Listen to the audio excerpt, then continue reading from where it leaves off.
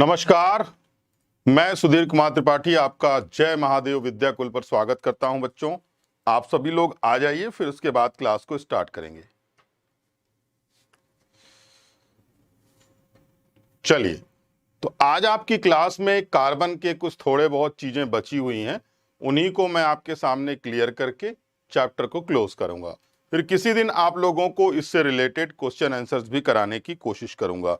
तो जितने भी बच्चे जुड़े हुए हैं सभी धीरे धीरे करके आ जाइए और फिर उसके बाद क्लास को स्टार्ट कर देंगे आपको।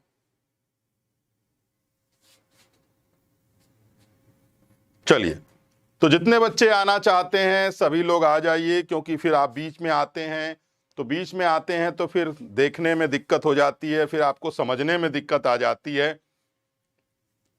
आज मैं आप लोगों को क्या पढ़ाने जा रहा हूं, ध्यान रखिएगा। पहले उसको समझ लीजिए मैं पढ़ाने क्या जा रहा हूं।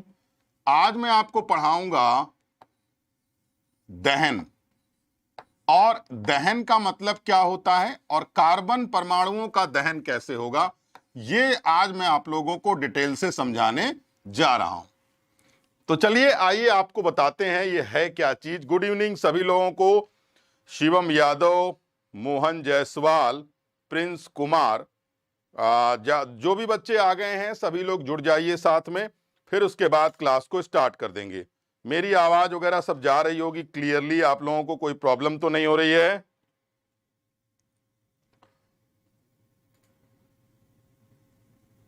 हाँ जी, तो चलो स्टार्ट कर देते हैं आज की क्लास को। देखो, आप लोगों को सभी लोगों को पता होगा, चाहे लकड़ी जले, चाहे petrol, LPG, CNG, diesel, kerosene oil, इन सभी के जलने के पीछे का कारण ऑक्सीजन होता है। और किसी भी प्रक्रिया के जलने की प्रक्रिया को ही दहन कहा जाता है। तो आप लोगों को मालूम होना चाहिए दहन है क्या। खाना खा लिया आपने? बहुत बड़े शुभचिंतक बालक। अभी कैसे खा लिया यार, अभी तो तुमको पढ़ा रहे हैं, तो अभी हम कैसे खा लेंगे? तो देखो, सबसे पहली चीज आप लोगों को समझने की जरूरत है, अगर कोई पदार्थ है, कोई भी पदार्थ है, ध्यान रखना, कोई भी पदार्थ है, इसको अगर हम वायु या, याद रखिएगा, वायु या ऑक्सीजन की उपस्थिति में, ध्यान रखिएगा, वायु या ऑक्सीजन की उपस्थिति में जलाने की प्रक्रिया को ही हम दहन कहते हैं। कोई भी पदार्थ हो, आप हैं, हम हैं, किसी को भी जला दीजिए, लेकिन वह उपस्थिति किसकी होनी चाहिए? ऑक्सीजन की उपस्थिति होनी चाहिए। या तो हमेशा याद रखिएगा, अगर किसी भी पदार्थ को वायु या ऑक्सीजन की उपस्थिति में जलाने की प्रक्रिया को ही हम दहन कहते हैं। चलिए इसके कुछ एग्जाम्पल आप लोगों को देने की कोशिश करते हैं। और सुनो, हमेशा याद रखना, कार्बन के दहन में सदैव एक गैस निकलती है और उस गैस का नाम है क्या? CO2। आप लोगों को पता होगा कि अगर कार्बन का दहन होता है या कार्बन को जलाया जाता है तो उसमें एक रंगहीन, गंधहीन गैस निकलती है जो चूने के पानी को दूधिया कर देती है, और उस गैस का नाम है कार्बन डाइऑक्साइड। ध्यान रखिएगा। अब देखिए, जैसे मान लीजिए, और हां, कार्बन डाइऑक्साइड तो निकलती ही निकलती है, साथ ही साथ इसमें एक चीज और निकलता है, उसका नाम है ऊष्मा और प्लस प्रकाश। तो बहुत विशेष रूप से यहां ध्यान देने की जरूरत है आप लोगों को। अगर आप किसी भी पदार्थ को वायु या ऑक्सीजन की उपस्थिति में जला देते हैं तो जलाने से जो दहन की प्रक्रिया के द्वारा उसमें एक गैस बनती है जिसको हम CO2 कहते हैं, और ऊष्मा रिलीज होती है और प्रकाश रिलीज होता है। इतना देर तक आपको समझाने के बाद इतना तो समझ में आ गया कि कुछ भी जलाइए CO2 निकलेगा, और इसके बाद प्रकाश भी होगा, और साथ साथ में हीट भी जनरेट हो जाएगी। ध्यान रखिएगा। अब इधर देखो, अगर मैं कार्बन को ऑक्सीजन के साथ जला देता हूं तो बताइए कौन सी गैस निर्मित हो जाएगी और विशेष रूप से क्या चीज बनेगा?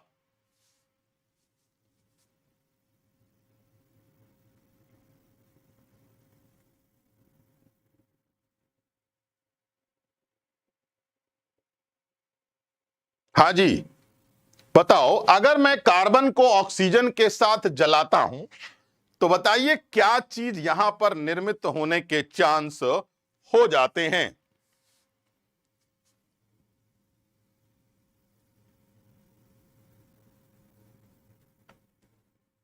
देखो, एक बहुत बड़ी सिंपल सी बात है, प्लीज। अरे क्या कर रहे हो तुम लोग? हाँ, नेहल अख्तर हैं, उन्होंने बताया कार्बन डाइऑक्साइड।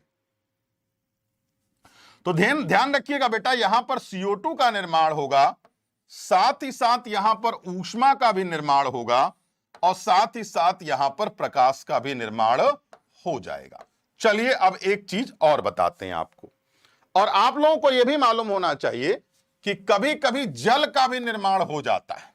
यानी अगर कोई पदार्थ वायु या ऑक्सीजन की उपस्थिति में जलाया जाता है तो CO2 भी बन सकता है, पानी भी बन सकता है, ऊष्मा भी रिलीज हो सकती है और प्रकाश भी हो सकता है।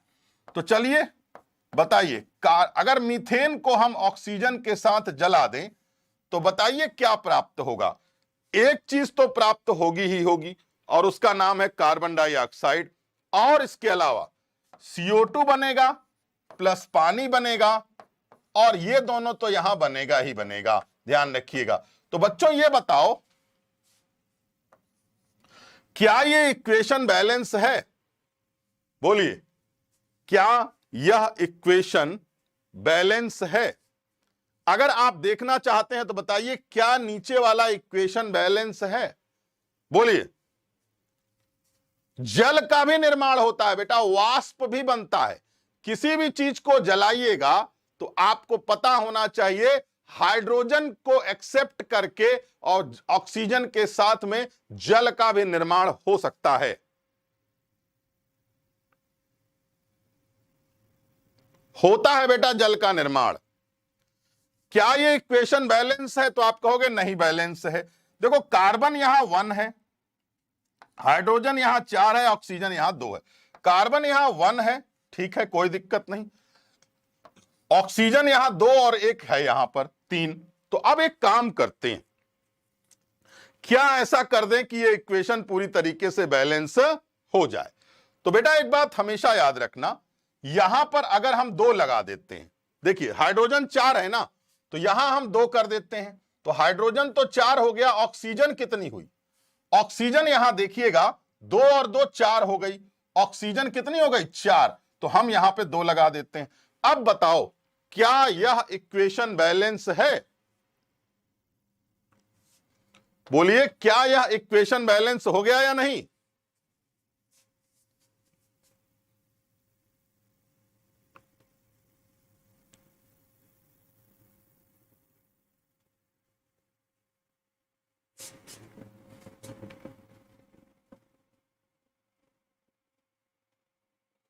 क्या यह इक्वेशन बैलेंस है? हां बिल्कुल, अब यह इक्वेशन बैलेंस है। तो आइए बच्चों, अब हम थोड़ा सा और आगे चलते हैं और आगे तरीके से आपको समझाते हैं। देखो, ये है इथेनॉल, जो शराब आप पीते हैं। C2H5OH प्लस ऑक्सीजन के साथ इसको जला दीजिए तो बना CO2 प्लस H2O और प्लस ऊष्मा। बताइए क्या यह इक्वेशन बैलेंस है?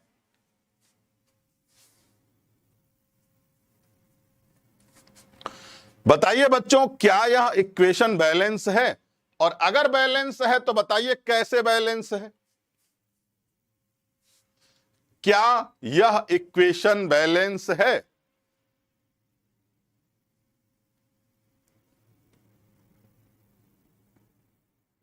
ये इथेनॉल है बेटा, ये एथेनॉल है, एथेनॉल।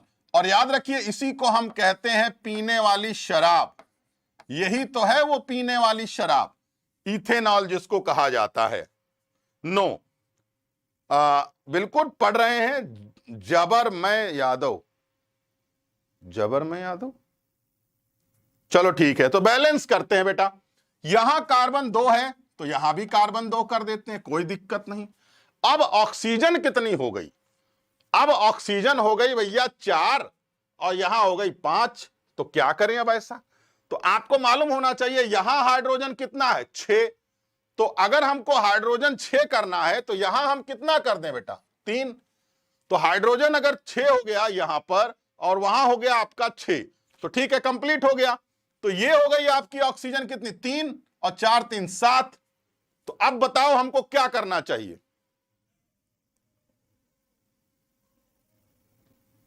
बोलो।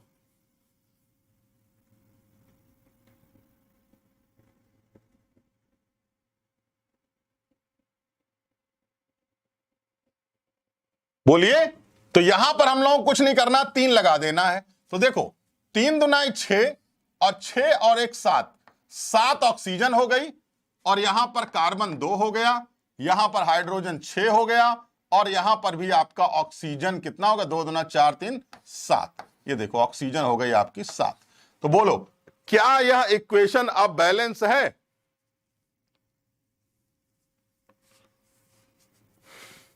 बोलो बच्चों, क्या यह इक्वेशन बैलेंस है?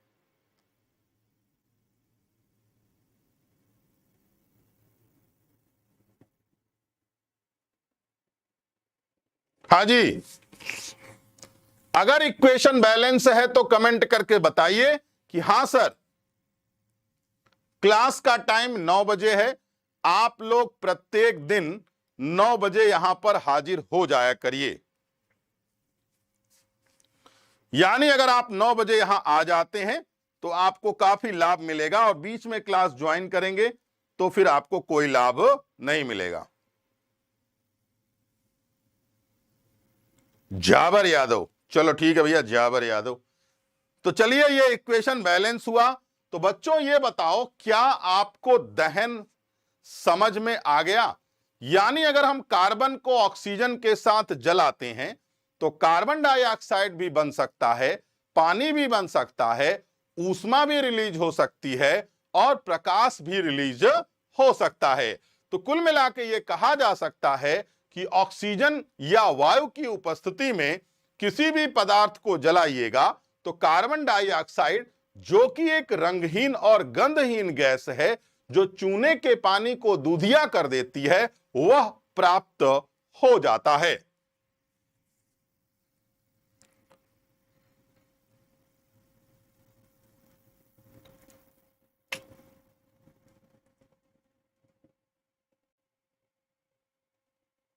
अरविंद अरोड़ा आ गए हैं, गुड इवनिंग बेटा। चलो अब आइए हम लोग दूसरी प्रक्रिया, यानी ये चीज आपको समझ में आ गई। ओके, तो चलो बच्चों अब अगले टॉपिक पर आते हैं और अगला टॉपिक क्या है, वो है ऑक्सीकरण। हम उसे ऑक्सीडेशन कहते हैं। तो ऑक्सीडेशन की प्रक्रिया कैसे होगी ये मैं आपको एक्सप्लेन करने जा रहा हूं।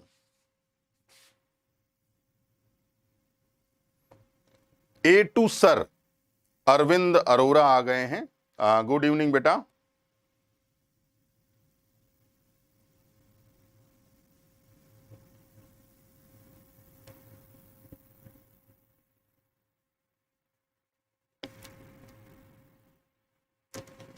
इस क्लास में आप लोग यार पढ़ा करो, किसी और चीज पर डिस्कशन मत किया करो। चलिए, very nice job, thank you. आप किसी और के लिए भी कह सकते हैं नाइस जॉब। चलो अब आइए आप लोगों को बताते हैं एक और प्रक्रिया जो कार्बन से ही रिलेटेड है, नाम है उसका ऑक्सीकरण। चलो अब एक बात बताओ, ऑक्सीकरण का मतलब क्या होता है? ऑक्सीजन का ऐड होना। देखो पूर्ण दहन को ही ऑक्सीकरण कहते हैं, सिंपल सी बात है, पूर्ण दहन को ही ऑक्सीकरण कहते हैं। लेकिन आपको मालूम होना चाहिए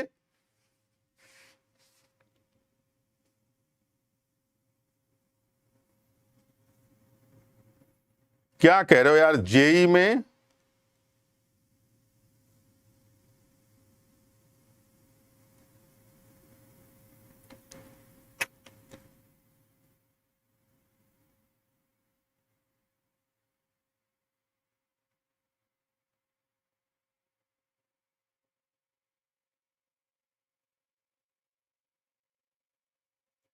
चलो, अब जेई में जो होगा देखा जाएगा। अब क्या करोगे अभी?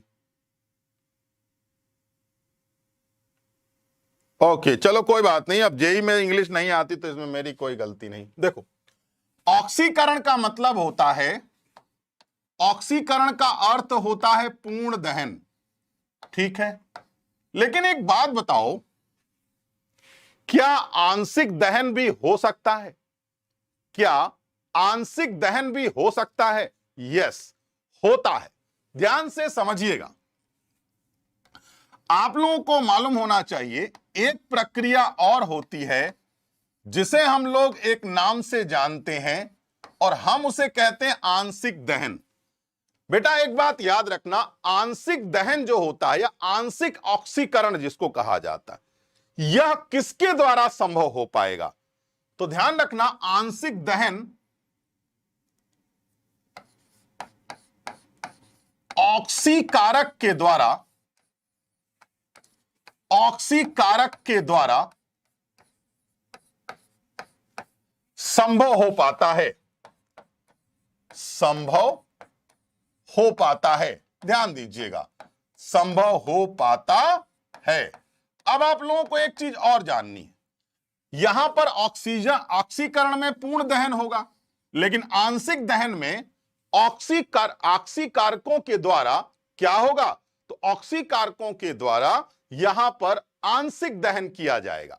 तो ध्यान रखना, एक आपके सामने होता है KMnO4, KMnO4 एंड एक होता है आपके सामने, क्या पूछ रहे हो यार? राइटिंग बहुत अच्छी है, हमको तो नहीं लग रही है, तुम ही को लग रही होगी। K2Cr2O7, ये है आपके सामने पोटेशियम परमैंगनेट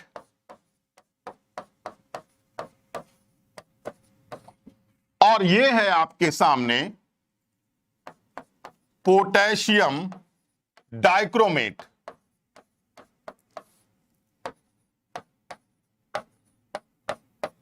ये है आपके सामने पोटेशियम डाइक्रोमेट। तो बेटा ये जो पोटेशियम परमैंगनेट है ना, ध्यान रखना, आप लोगों को मालूम होना चाहिए, अरे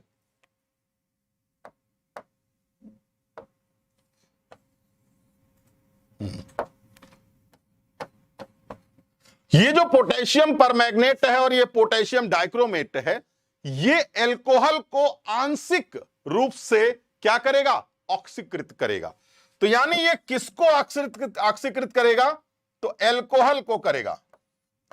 किसको करेगा? एल्कोहल को करेगा, यानी C2H5OH को करेगा, यानी इसको एथिल एल्कोहल को करेगा। तो एक चीज यहां पर ध्यान देने की जरूरत है आप लोगों, देखो एक चीज यहां पर विशेष रूप से ध्यान देने की जरूरत है कि ऑक्सीकरण होता है तो ऑक्सीकरण में पूर्ण दहन हो जाएगा, तो ऑक्सीकरण की प्रक्रिया समाप्त हो जाएगी। लेकिन अगर मान लो आंशिक ऑक्सीकरण होता है या आंशिक दहन होता है, उस कंडीशन में आंशिक ऑक्सीकरण कौन करेगा? तो वह ऑक्सीकारकों के द्वारा होगा। तो ऑक्सीकारक होते कौन है? जैसे पोटेशियम परमैंगनेट, जैसे पोटेशियम डाइक्रोमेट। तो ये दोनों मिलकर के किसका पूर्ण ऑक्सीकरण करने की कोशिश करेंगे? आंशिक ऑक्सीकरण करने की कोशिश करेंगे। तो उसका नाम है एथिल एल्कोहल। तो एथिल एल्कोहल का आंशिक ऑक्सीकरण हमको करना है, तो उसके लिए हमें क्या करना होगा? हमें ऑक्सीकारकों की क्रिया का उपयोग करना पड़ेगा। तो जो ऑक्सीकारक है वो कौन है? पोटेशियम परमैंगनेट और पोटेशियम डाइक्रोमेट। बोलिए यहां तक क्लियर है? फिर अब आपका मतलब अब आप लोगों के सामने अभिक्रिया करके बता दिया जाए।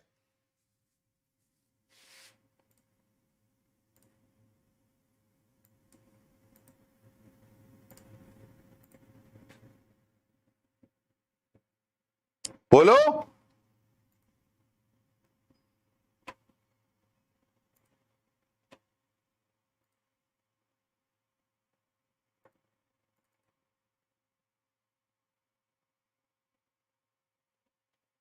बताओ बच्चों,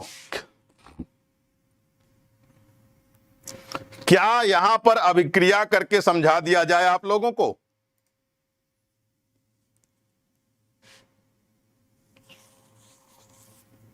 देखो फिर, देखो कि MnO4 प्लस, देखो ध्यान रखना यहां पर आप लोगों को मालूम होना चाहिए कि ये है पोटेशियम डाइक्रोमेट, पोटेशियम परमैंगनेट। अब इसका पानी के साथ क्रिया करा दीजिए। तो पानी के साथ जब आप क्रिया कराते हैं, डियर सर मैथ की क्लास कब चलती है? 3 बजे चलती है बेटा, 3 बजे कल आइए आप लोग।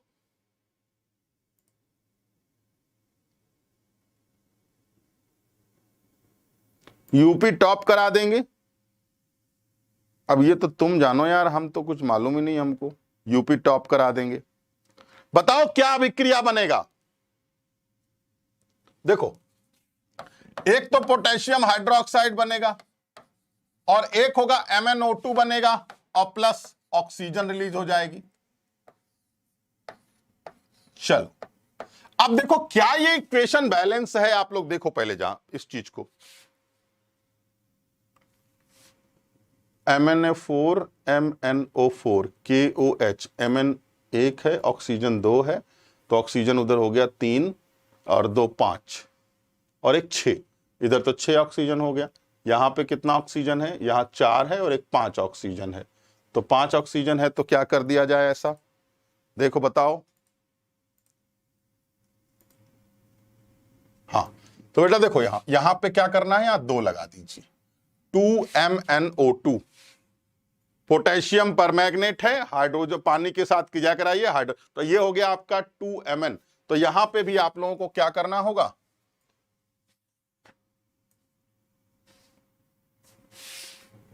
यहां पे भी 2 करना पड़ेगा बेटा, और इस तरीके से ये इक्वेशन आपका बैलेंस हो जाएगा। पोटेशियम देखो 2 यहां पे है, यहां भी 2 हो गया, ऑक्सीजन हो गया 8, ठीक है।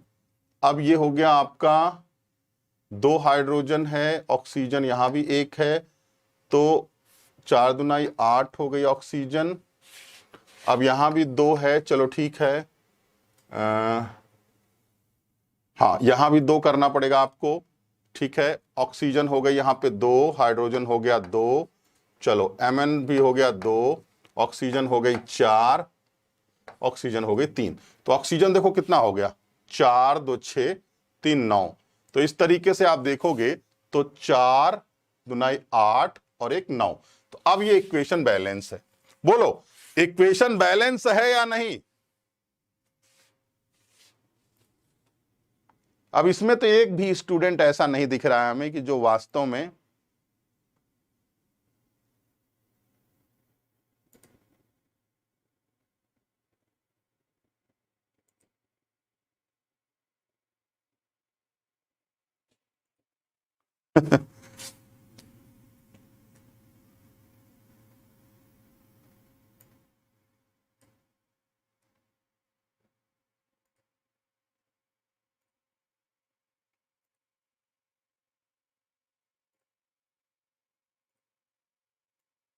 क्या ये इक्वेशन बैलेंस है?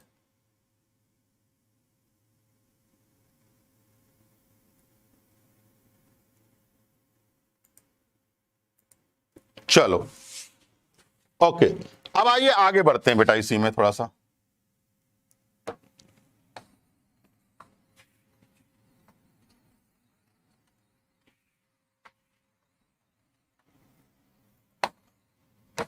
हाँ, अब देखिए दूसरी क्रिया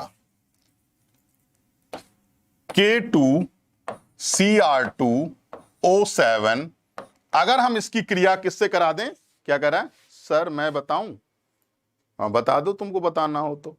अगर हम इसको क्या करें, H2SO4 के साथ क्रिया करा दें, तो H2SO4 के साथ क्रिया कराओ तो क्या बनेगा बेटा, K2SO4 बनेगा प्लस K2SO4 बनेगा, देख लो, प्लस Cr2SO4 3 बनेगा प्लस 4H2O,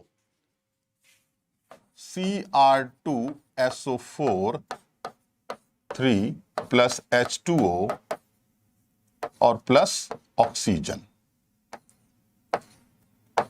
ये रिलीज होगी। बोलिए क्या यह इक्वेशन बैलेंस है? देखो इधर SO4 तो ठीक है,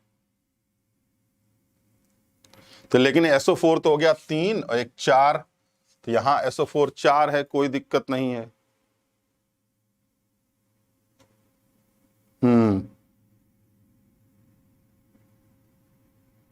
ठीक है, एक काम को यहां 4 कर दो, ये तो ये आपका इक्वेशन बैलेंस हो गया।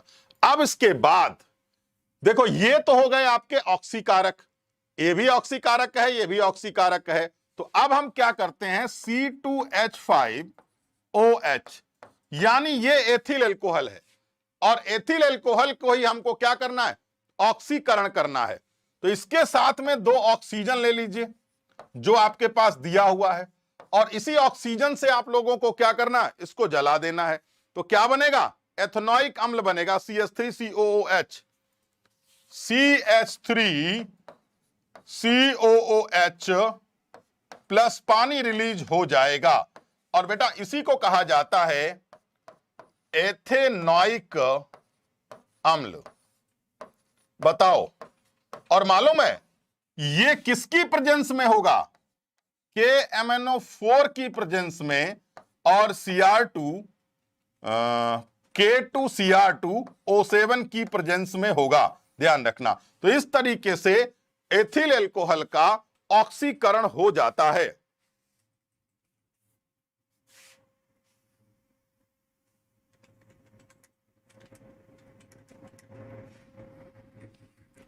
आज का टॉपिक बहुत बड़ा नहीं है, चलो यहां तक क्लियर हो गया।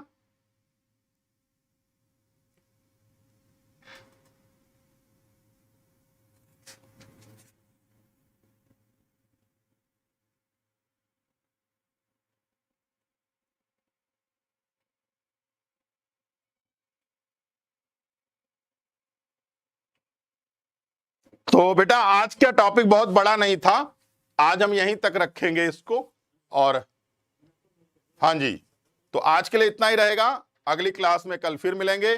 कल 9th की क्लास होगी। रिएक्शन बनाना बहुत आसान है बेटा, रिएक्शन एक दिन में आप नहीं बना पाओगे, इसके लिए आपको कई दिनों तक प्रैक्टिस करना होगा, तभी आप रिएक्शन बना पाओगे। देखो ये पोटेशियम परमैंगनेट है, ये पोटेशियम डाइक्रोमेट है, ये दोनों ऑक्सीकारक हैं, और हमको एल्कोहल का ऑक्सीकरण करना है। तो पहले हम इसका क्रिया बना लेते हैं। तो देखो ये पानी के साथ क्रिया करेगा, ये एसिड के साथ क्रिया करेगा, तो इस तरीके से ऑक्सीजन प्राप्त हो जाएगी। तो इस एल्कोहल का ऑक्सीकरण करेंगे पोटेशियम डाइक्रोमेट और पोटेशियम परमैंगनेट के प्रेजेंस में, तो एथेनोइक अम्ल बन जाएगा। और इस तरीके से ऑक्सीकरण, यानी पूर्ण ऑक्सीकरण नहीं, आंशिक ऑक्सीकरण हो जाएगा। कल 9th की क्लास होगी बेटा, आज 10th की थी, छोटा टॉपिक हमने लिया था आज का, यानी केवल इसमें दहन था, यानी कैसे ऑक्सीकरण किया जाता है और किस किस तरीके से इसका ऑक्सीकरण होता है।